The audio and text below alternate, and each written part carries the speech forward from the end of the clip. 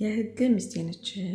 ምን ለማለት ፈልጎ ነው? ያው በድንግልና ነው ያገባኋት ምናምን ማለት ፈልጎ ነው። እና የህግ ሚስቴ ነች፣ ልጆችም አሉን እና ኑሮ ሲከብዱንና አንዳንድ ነገሮች ከበድ ሲሉን ወደ አረብ ሀገር እንድትሄድ ተስማማንና አረብ ሀገር ሄደች። 4 ዓመትም ቆይታ መጣች። ከመጣች በኋላ ግን እያየሁባት ያለው ባህሪ ትንሽ ግራ አጋባኝ። በግንኙነት ወቅት የተለያየ ፖዚሽን ትጠይቀኛለች እና ሌላ ወንድ ለምዳ ነው ወይ ብዬ ውስጤ እንቅልፍ አጣ፣ ሰላም አጣሁኝ እና ምን ይሻለኛል ምን ላደርግ እንዳልጠይቃት ያው ከኔ በፊት የምታውቀው ወንድ ስለሌለ እንደዚህ ብሎ ደፍሮ መጠየቅ ከበደኝ።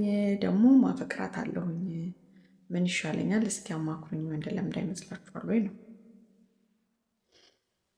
እስከዛሬም ያላሳየሃት ፓርት አለ ማለት ነው።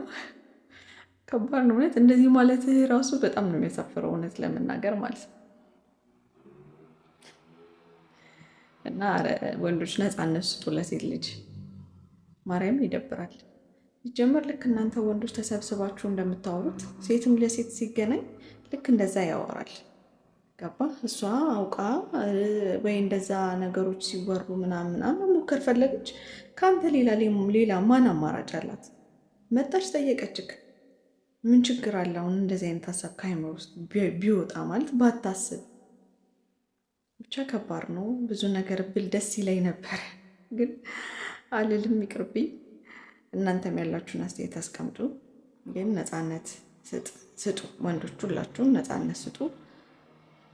በተረፈ ደግሞ ወዳታለሁ ፈቅራታለሁ ብለሃል። ካፈቀርካት ደግሞ ፍቅር የሚጀምረው ከእምነት ነውና እመናት እና ያላሳያትን ፓርት ደግሞ አሳያት እባክህ።